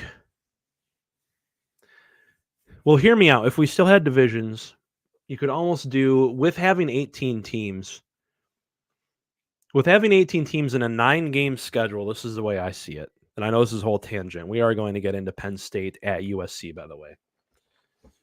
And Ohio State, Oregon. We haven't even gotten into that one yet. Bro, no call-in link tonight? We don't do call-ins yet. They haven't given me permission to do that yet. I'm new here, man. I don't know what to tell you. They haven't even shown me how to do call-ins. I don't know. I'm the new guy in the company here. Sorry. I'm the, what's his name, Milford or whatever? I just want my stapler, and I don't want my office moved again. Anyway, with 18 teams in 9-team divisions, playing 9 conference games, it's simple. You have 9 teams in your division, and you play 9 games. So you play 8 teams, the other 8 teams in your division, and you get 1 crossover game into the other division. So you could easily tier it like the NFL does. So my Detroit Lions won the NFC North last season. So what does that mean for their schedule? When they do crossover games into the other divisions, they play all the other teams that also won their division last year. Makes things a little more difficult, but it also provides what? Parity. We all love parity. We all love competitiveness. So let's say Oregon and Ohio State are the winners of the East and the West in any given year, which is probably, let's face it, those are the 2 top teams in this conference this year. I think any betting person would put money on those 2 teams making it to the conference championship this year. Thank you, Nick. Appreciate that. Thank you. I'm glad to be here. Still don't know why they brought me on, but I'm here. And I'm not going to. This is just Coke, by the way. Totally just Coca-Cola in this glass. No need to look into it, Mark. Definitely not drinking on the job. I'm going to beat that bit with a beating a dead horse tonight. Anyway, so your crossover game could be an Ohio State Oregon rematch. Boom. There you go. Big games, big money. All the advertisers love it. The Big Ten loves it. Oregon and Ohio State love it because whoever happens to host the game is going to get all the ticket sales and ticket revenue and all that good stuff. There can be a big noon kickoff. It can be an NBC Saturday night, whatever the hell they're calling it, with Fallout Boy doing the intro for that, by the way. God, that Fallout Boy aged like bad milk, didn't they? But that would be great. And then you could go down the tier. So like, let's say Michigan finished second in the East. USC finished second in the West the year before. Boom. Rematch. There's your crossover game for each respective team. And go on down the list. That's all you got to do. That's all you got to do. And then you play the other 8 teams in your division. And then, because all 9 teams in each division have played each other, you know who the best team in each division is. And you have balance now because you added the 4 West teams. The problem with the divisions in the Big Ten wasn't just that divisions are bad. It's because the divisions were unbalanced. And you had Michigan playing Purdue for the Big Ten championship game the week after they played the real Big Ten championship game against Ohio State. That was always the problem. The problem wasn't that you had divisions. The problem was that the divisions were unbalanced. When you brought the 4 West Coast teams in, it brought a great opportunity to bring balance to the divisions again. But no, they didn't do that. Now we get this wild scheduling, and Indiana avoids Penn State. They avoid Oregon. They avoid a lot of tough teams. And Indiana, the Indiana Hoosiers could end up going, I'm just going to say it right now, they could end up going 10-2. Now, again, I think there's a little bit of fraud alert with this team because they have given up some points to lesser competition. there's gonna be a game where they're only up by like 3 points at the end of the third quarter again. Like I think they were against Northwestern. There was a point in the second half in that game where they're only up by 3 points. They're gonna get into another game like that, and they're not gonna pull away at the end. That's my guess. So they'll probably lose a game that a lot of people think they shouldn't. They might lose at Michigan State. They might lose against Michigan still. Again, this team also hasn't played a team with a great defense so far this season. So they played Northwestern, Maryland, the Charlotte 49ers. By the way, shout out Biff Poggi, former Michigan guy. UCLA is a team in disarray right now. Western Illinois and FIU. They haven't played a single team. I'm betting none of these teams are even in the top 50 of SP plus defense. So I need to see them play a team with a real defense. I need to see them play a team with good trench play. Yeah, Jim R. They could also go 8-4. I mean, they could. That'd still be a huge step up for Indiana, though. What were they last season? 3-9 or something like that? Justin Hardy with a Alabama comment. Alabama lost because players bet to lose football game to win big money in casino. That's a theory. That's okay. Jackson Johnson, what's up, Big Ten Nation? What's up, Jackson Johnson?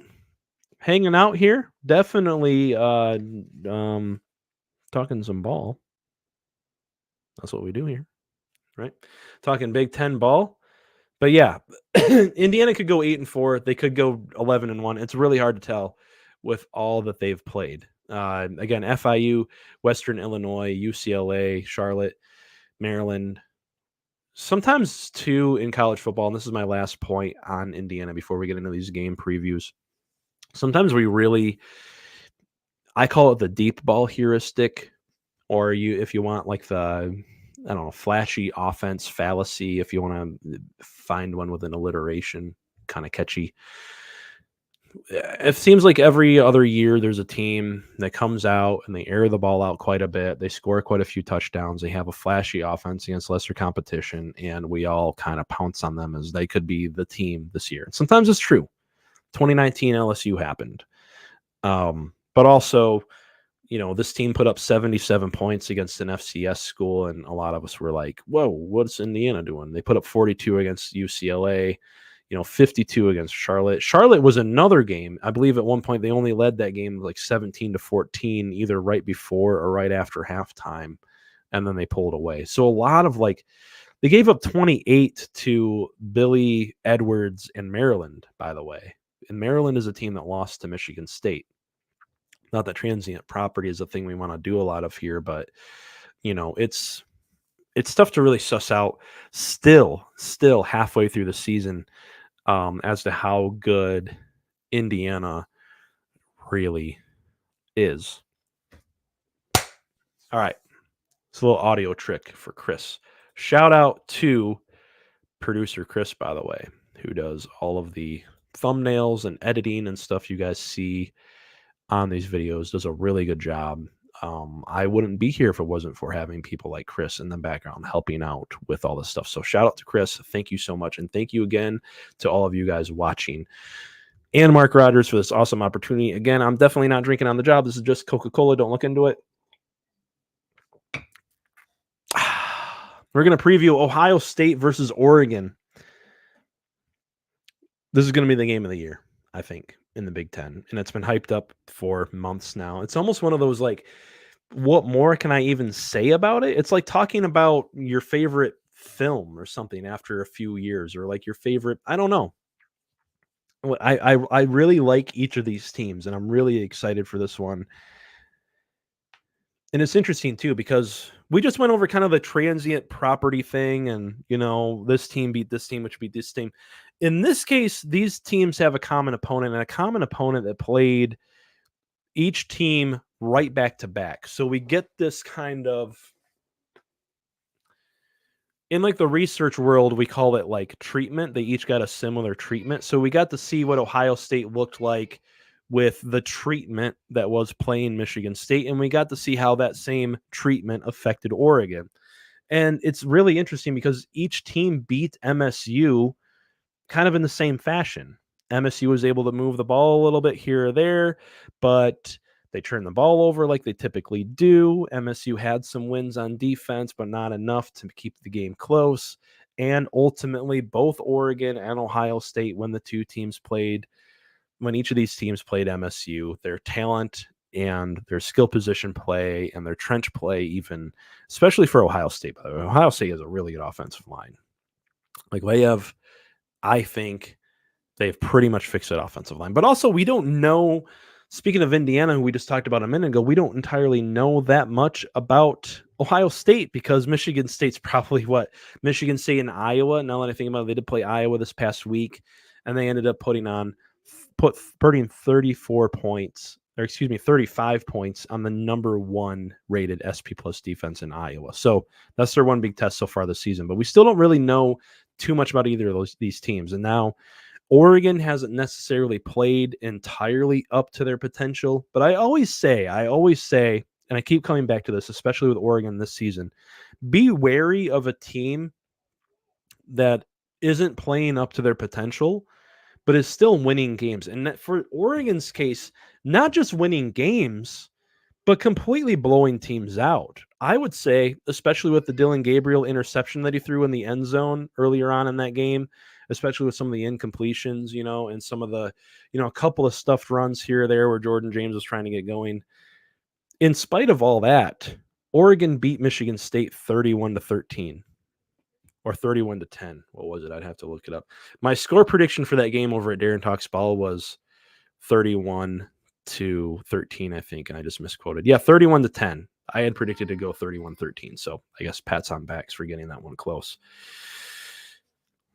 But Ohio State isn't a team that's not quite playing up to their potential so far. Ohio State is a team that is absolutely blowing the doors off people, and it's almost like, how much better can this team even play? At this point in the season, they're ninth in SP Plus offense. That's my handwriting coming through. Second overall in SP Plus defense. Actually, the SP Plus rankings just got updated. Now that I think about it, my notes were out of date. The SP Plus rankings were updated today. I almost forgot. I forgot to update my notes. They're now the number 1 SP Plus rated defense. That's the Cade McNamara effect. That's what you get having played Cade McNamara in your recent. Again, speaking of Iowa, they struggled for a half, and Iowa was able to keep that close. I think it was like 7-0 at half. But again, halftime adjustments, great coaching, elite coaching, and Ohio State was able to pull away in the second half of that game. My big thing on Ohio State so far this season, by the way, and I don't know if enough people are talking about it, this is not the same Ohio State team that we've seen in previous seasons. It's just not. And the hiring of Chip Kelly, I like the hiring of Chip Kelly in the offseason, even as a Michigan fan, for Ohio State, because I thought it was a philosophical schematic shift that they needed to make. And I think I was right. This is not a finesse team anymore. This isn't a team that's just merely looking to kind of get you in the wrong position defensively and hope to hit some open spaces. This is a team that is totally willing to block you, and all 11 players, from what I see watching the film, are totally invested into this ground game being great. By the way, in previous seasons, to this point in the season, most Ohio State teams in the last 3 years were somewhere in like the 30s or 40s of rushing offense. They were just good enough. TreVeyon Henderson was hitting just enough big run plays to kind of be up there in like the 5 to 6 yards per carry average. And given what they had offensively in other areas with, CJ Stroud and Emeka Egbuka and Marvin Harrison Jr., that was enough. This season, they're 14th in rushing offense so far this season with the two-headed monster that we all know the names of, Quinshon Judkins and TreVeyon Henderson, and they're averaging over 6.24 yards per carry. That's a stat that came even after, again, playing Iowa, who had the number 1 rated SP Plus defense headed into their game this past season. Ohio State, their run game cannot be complimented enough how much they've improved it. In previous seasons, it was simple because Ryan Day isn't a run game guy. Ryan Day is a pro style, air it out, throw it around the yard kind of guy. That's the kind of offense he calls. He's not as familiar with all the different aspects of running the football that Chip Kelly is. Chip Kelly gets a lot of credit for being kind of a spread offense guy, and a lot of people think that he's more of a finesse coach, and maybe he is in some regards, because spread offenses even when they are running the ball, do like to kind of attack spaces as opposed to winning blocks. But Chip Kelly has really kind of always been, in a way, still an old school coach who wants to run the ball and block people. He just kind of found a way to mesh together a lot of honestly old option concepts and wing T concepts with spread stuff out of spread formations. And you see that when Ohio State plays now. It's not just stretch, counter, stretch, maybe a halfback zone. It's a diverse, multifaceted rushing attack that can get you at any angle, at any speed, and get those linemen. By the way, the offensive line is playing great so far this season, out in space, blocking people out in space for their running backs, and it is physical. And one other thing on Ohio State so far this season that's really impressed me is in previous years, I've talked about it. I mentioned it on the Michigan Voice of College Football show a couple of weeks ago. I'm a guest over there once per month. I'm really thankful for TJ having me in the rotation over there too. And don't forget to like, share, and subscribe, all their stuff, by the way. In previous years, when Ohio State called like a wide receiver screen, a basic wide receiver screen, which Ryan Day used to like to call all the time, and this team still does, by the way, they just scheme it better, I think. There's different versions of it that look different and can confuse defenses. But in previous years, when they do it, I'd think to myself, oh, thank you for the free down is what I would say, because ultimately the receivers weren't too invested in blocking and it'd get blown up. It would 9 times out of 10, especially against Michigan. A lot of those wide receiver screens would get blown up. And I know there's a reason for calling them, even though they get blown up, that we don't need to get into the weeds on here. But this year's not the case. I see guys like Jeremiah Smith coming in and he immediately being a pretty good blocker. I see Emeka Egbuka blocking better than he has in the previous few years. Guys like Brandon Innes and the younger guys also getting involved. Don't overlook or talk down a team where all 11 players on the offense are invested in running the football. That's what Ohio State is so far this season. And their passing attack is still good. It's still good, even with Will Howard. Will Howard, by the way, one of the more efficient quarterbacks in all of college football. I think he's right up there in the top 15 of passing efficiency. So Will Howard's operating that offense well from a passing standpoint, and they're running the ball amazingly well. Again, over 6 yards per carry so far this season between their two running backs. Defensively, they're the best defense in college football. That's borne out in Bill Connolly's SP+, which is a metric that I very much respect, and I think most of you would as well. They're 4th in passing yards allowed at 8.65 yards per completion. They're 3rd overall in rushing defense. So they're a team, when we think in like the classical way of thinking in terms of Big Ten football, how you win in the Big Ten, what is it? Running the football, stopping the run, converting on third downs, and converting in the red zone, right? Well, they run the ball very effectively. By the way, their offense is very good on third down.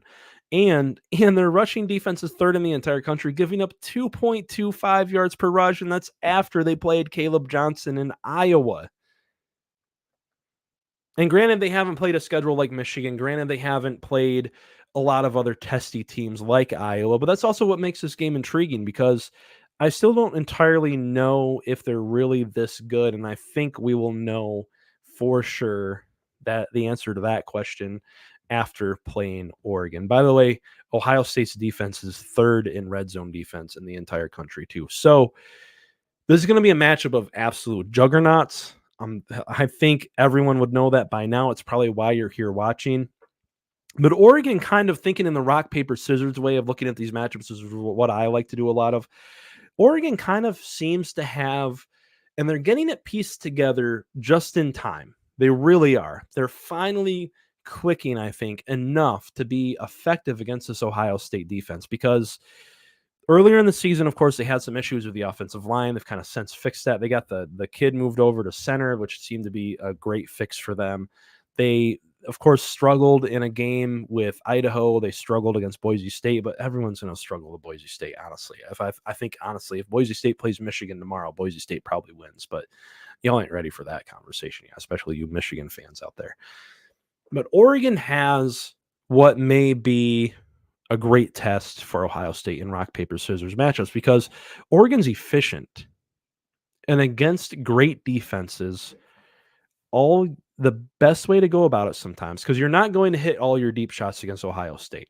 You're just not. Against Caleb Downs and Davis and Igbenuson and Denzel Burke. I want to say Trey Burke, like the Michigan basketball player from like 10 years ago. That's not true. Denzel Burke and those guys, you're not going to hit a ton of deep shots against this defense. But what you can do, and what we even saw Michigan State do a little bit of, again, Michigan State, their first 5 drives against Ohio State, Michigan State drove the football down the field. They were able to hit some passing plays over the middle. They were able to hit some plays that were like 10 to 15 to 20 yards downfield with Aiden Childs and Nick Marsh and those guys. Michigan State just couldn't capitalize in the red zone. Well, Oregon can. And by the way, they've got a pretty good rushing offense paired with it with Jordan James, which is much better of a rushing offense than Michigan State. Dylan Gabriel, by the way, 14th in passing efficiency so far this season with a 168.88 rating, and he's got 10.98 yards per completion. This is the number 4 SP plus rated offense going against the number 1 SP plus rated defense. And again, a big reason why Oregon is rated that highly is because they can efficiently move the ball down the field. They can get 6 to 7 yards per play against an Ohio State defense. It's just going to be a matter for me of can they capitalize once they get to the red zone? Can they avoid the mistakes that Dylan Gabriel has made? Can they keep from throwing some interceptions and things like that? That's what they've got to do. They're 22nd, by the way, in the country in SP plus ranked defense. Little questionable there. And they're 24th, still within the top 25 of rushing defense. So key players for Oregon, because I do think that's obviously the worst unit out of all 4 units between these two teams. The major unit, special teams is a whole different thing, which we don't really have time to get into here because I want to get into Penn State USC before we get out of here. We're already about an hour and a half in, but 24th in rushing defense. They give up, though they're 24th, they give up just 3.65 yards per rush against. So guys that really need to stick out for Oregon in this game, because you got to find a way to get Ohio State off their heels offensively. And you got to find a way to get them to be a little bit one-dimensional, though I think that's going to be really, really hard, because even if Ohio State has a bad rushing day for Quinshon Judkins and Travion Henderson, frankly and honestly, with that scheme of Chip Kelly's getting them into good plays to run the football and with that offensive line playing as well is this going to be like 4 yards per carry, which is still decent. 4 to 4.5 yards per carry is probably about all you can ask for. Keep them from hitting the home runs, especially Travion. He's kind of an expert at that. He's probably the lesser of the 2 backs so far this season. Quinshon can also hit some home runs, but that's really what Travion does. So you need Bryce Betcher, by the way, the baseball player, the inside linebacker who's kind of taken over this season. You need him to have a big game. You need Jordan Birch and Mateo Uiagalelei to have big games, because they've got to really set some hard edges and keep those running backs contained in the running game. Again, Ohio State still runs a lot of stretch. They still run a lot of things off tackle, and you get those running backs into space. Those guys have to be effective. Those 3 players for Oregon really have to have huge games. But I think this is going to be a close one. This one could come down to a field goal. This one could be really close. I have a preview and prediction all ready to go over at Darren Talks Ball. If you want to go subscribe to my other channel, I'll give you guys a score prediction over there. That's me teasing things a little bit. But just to tease a little bit more, I do give the edge to Oregon at home. By the way, with the skill position talent that they have, Ohio State, again, hasn't faced a receiving core like Oregon so far this season with Tez Johnson, Evan Stewart, and Trayshawn Holden. So it's gonna be a great game. It's gonna be a great game, great atmosphere out there at Austin Stadium. And honestly, how awesome is it that we've added these 4 West Coast teams to the Big Ten? I know there are a lot of gripes about it, that college football isn't regional anymore, that it's not the thing it used to be. Going back to what we were talking about Michigan at the beginning of this video, things change. You can't hold on to things forever. And sometimes things change for the good. Oregon being in this conference is a damn good thing, in my opinion. I know that shakes my camera every time I do it. I'm just doing it for the Bulls. I don't know. But anyway, that's Ohio State versus Oregon. Either team could really easily win this one. Ohio State, I think, is playing like the best team in the country right now. But again, don't overlook a team that isn't quite playing up to their potential yet, but is still blown out a ton of teams so far this season, which is what Oregon has done. We're going to get into Penn State at USC in just a minute here. But first, I want to get some of you guys' comments. Oregon Ducks says, "Go Ducks!" Like the car in the picture there. Got an old either Challenger or Roadrunner. I assume that's a Charger. Excuse me, Charger or Roadrunner in that one. Like it. Jim, our Cal Miami conference game was the topper. That's wild. West Coast teams in the ACC. Geography doesn't matter anymore as long as you have money or you want money, which is what Cal and all those teams moving to the ACC wanted. The Pac-12 is going to be crazy now, too. They've added a bunch of teams from all over the country. Oh, going to get into Penn State versus USC in a minute here. I don't really have any notes on that game, by the way. I just wanted to kind of riff on it to kind of close this one out because I really like Penn State. But I'm going to give you guys a minute to catch up. And I am going to read some comments if you guys have more comments. Get those super chats in and stuff like that. Jim R. sounds like OSU has the better line play.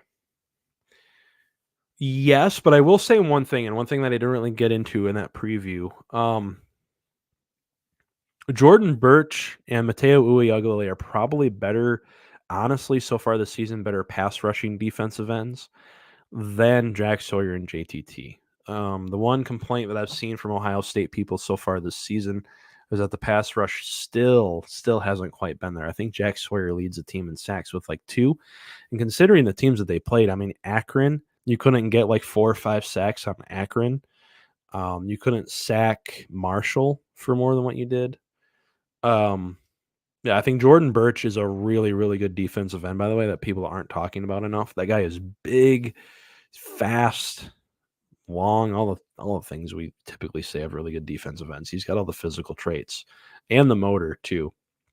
So interior 2, Oregon, I'm blanking on names, but they got the Michigan State transfer there. Derek Harmon, I think is his name. Played pretty well so far this season. He got some revenge on MSU with a sack or a tackle for loss or something like that. So yes, Ohio State definitely has the better offensive line. I think Ohio State, frankly, I'm trying to think.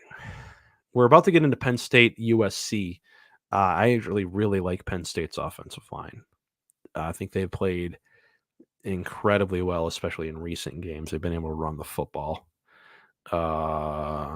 Jim says, good point. Yeah, I just think, at this point in their careers, Jack Sawyer and JTT kind of are what they are. They're really great run stoppers, pretty decent pass rushers, but JTT hasn't and probably won't live up to his, rating that he had coming out of high school. I say that, and now he'll probably go and have like a 2022 Penn State game performance where he just absolutely takes over the game against Oregon. And if I say that, I'll eat my crow and drink my Captain and Coke, which this definitely isn't, by the way.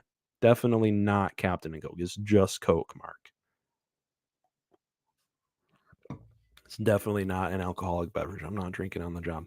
The FCC doesn't regulate this stuff, though. I'm okay, right? I don't know. Anyway, we might have some more chats coming in. If no one else wants to comment,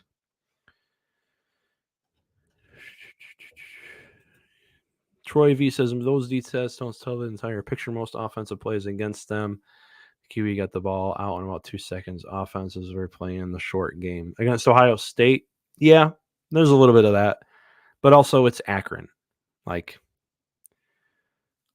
say what you want about Michigan, but Josiah Stewart was able to still get some sacks on a USC team that was trying to get the ball out quick.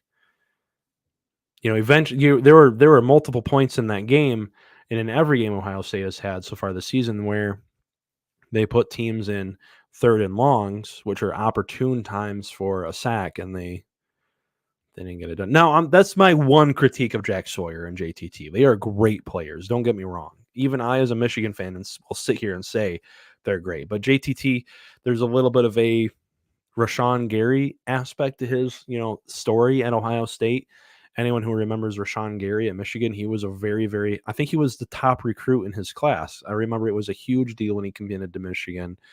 Everyone thought he was going to be a premier pass rusher, and he just never turned into that. He never did at Michigan. He's a great player in the NFL now, but a lot like Nico Collins, Michigan didn't use him correctly. But yeah. Anyway, appreciate the comments and stuff coming in, guys. Unless anyone else comments here. By the way, give this live stream a like, get it up into the algorithm and all that computer tech stuff that I'm not even familiar with, so this gets propagated throughout the interwebs. Give us a subscription. Subscribe to the Big Ten at the Voice of College Football. I personally would like to see this channel grow to about 2,000 subscribers. We're gonna outgrow the SEC, guys. By the way, we're gonna do it. We're gonna do it with your help. We got to outgrow the SEC, guys. We can't have them going on and on and on about how they're the greatest conference ever and also owning us in the subscription numbers. So subscribe so you get notified when I go live. But also we got JR of Big Ten Huddle simulcasting his live streams on this channel now too.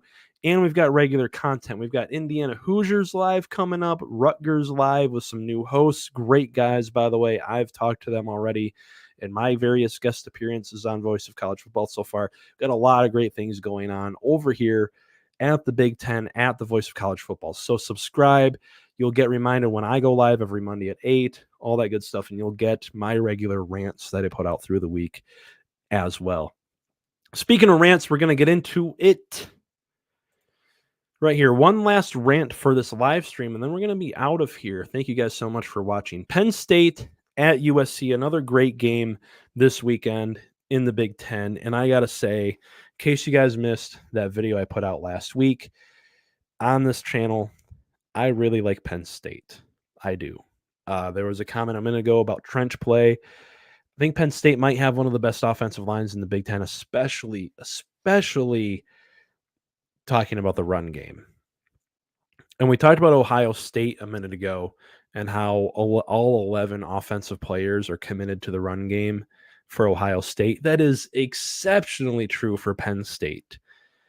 I think Andy Kotelnicki is doing a fantastic job over there, as I kind of suspected when he was hired to be Penn State's new offensive coordinator from Kansas. He ran a very effective offense with Jaden Daniels and those guys. Jalen Daniels, not Jaden Daniels, Jalen Daniels.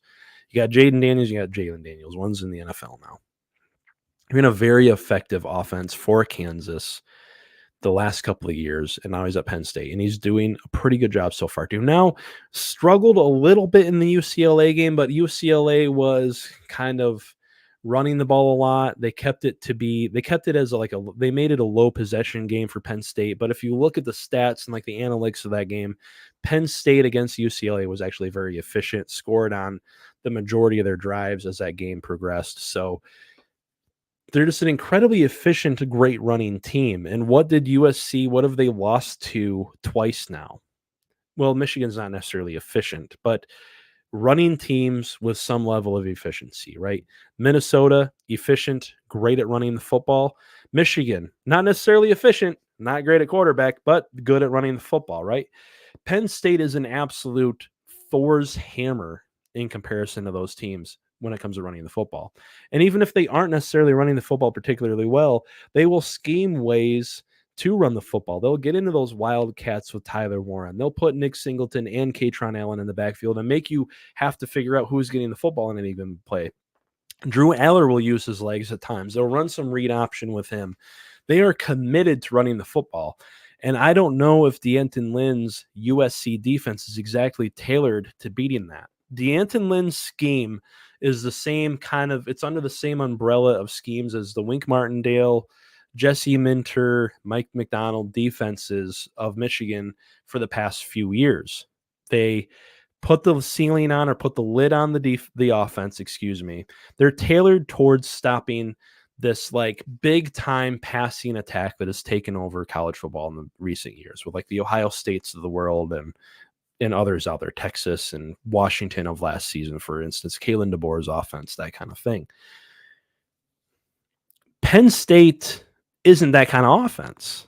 Penn State runs the ball very well. They use Tyler Warren a lot. Tyler Warren, by the way, the best H-back in the country, at least in the Big Ten. Better than Max Bredesen, and I didn't think I'd be sitting here saying that.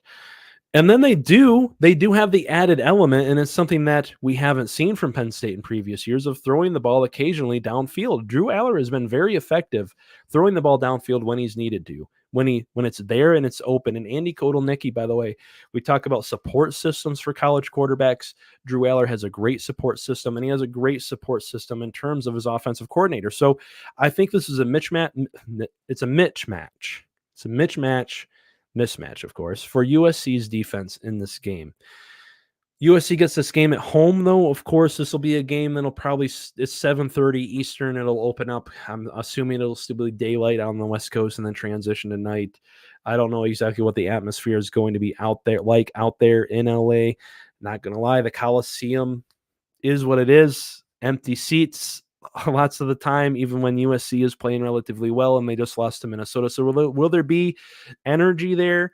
I'm assuming so. For like the hardcore USC fans, it'll probably be a great atmosphere still. It's definitely great scenery and a great college football environment, don't get me wrong, but how much of a home field advantage will it be for USC in this one? I honestly don't know. And I'm just going to switch over to I'm just going to look at the SP Plus rankings real quick for Penn State. Penn State is 12th in SP Plus offense and fourth in SP Plus defense. And that's why I also like Penn State in this game. There has been no drop off from Manny Diaz to Tom Allen. There just hasn't. This defense is playing incredibly well, by the way. They've got the Zane Durant at defensive tackle who's playing incredibly well. Now, the interior of that defensive line was like, not a concern, but a question mark for me entering the season. They figured that one out. Donnie Dennis-Sutton and Abdul Carter are two amazing, fantastic defensive ends. And what has been the problem for USC as well so far this season? It's been the offensive line. They haven't necessarily been able to protect Miller Moss too well so far this season. Michigan got a ton of sacks on them. And it's also interesting to me, too, the tackle position, especially the right tackle, has been a guy who is a guy who he's not necessarily susceptible to power rushing attacks. You think about all the different moves a defensive end will have, by the way, right? Power rushing and trying to bowl them over isn't going to necessarily work as well, but he's a guy that got absolutely run by several times by a very quick Josiah Stewart in that Michigan game. What is Abdul Carter's number one thing as a pass rusher? Anybody? It's a speed move. So I don't think USC has the rock, paper, scissors advantage in any kind of way. I think Penn State's offense has the advantage against USC's defense from a schematic standpoint. And I think USC's offense might be in for a tough one against Penn State's defense because those defensive backs are good, by the way. They have stars at all three levels of their defense, by the way, with Kobe King, with Jalen Reed, and some of the guys in the defensive backfield. So when you play Penn State, you play a very, very talented team, and that talent is evenly dispersed across the field on offense and defense. The one thing I will say about USC, especially in the modern game of college football, and Lincoln Riley as their offensive coordinator, they've got Miller Moss, they've got a great quarterback, they've got great offensive weapons, they've got a defense that might be able to do enough. And Penn State hasn't played a perfect game yet this season either. They've struggled at times, of course. It's interesting to me, actually, they've struggled against Bowling Green. Michigan also struggled against Bowling Green last season in their championship run. Weird historical similarities there, maybe. But you can't completely count out USC in any game. It's a weird thing with USC this season because there's obvious flaws that Michigan and Minnesota were able to take advantage of. There's kind of an aspect of welcome to the Big Ten going on for USC. But at the same time, they have so much talent. They have such a great quarterback potentially in Miller Moss. I think it's a potential because now they've got into the meat of their season. Miller Moss isn't playing incredibly effectively. Again, something like 4 for 10 for just 57 yards down the stretch against Minnesota this past week isn't great, but the potential is always there. Don't get me wrong, USC could still win this game, but I really like Penn State in this one. If I was a betting guy, I don't even know the line on this one. I think Penn State is favored. They should be favored. I would bet Penn State in this one, but that's just me. And that's going to do it for my Penn State at USC kind of preview rant. And that is going to do it for this live stream altogether. Really, I'm going to get to a couple more comments here, and then we're going to get going. Oh, Trojan fight. Thank you for watching. USC needs to force Penn State to beat them with Drew Aller throwing the ball. They need 8 guys in the box every play.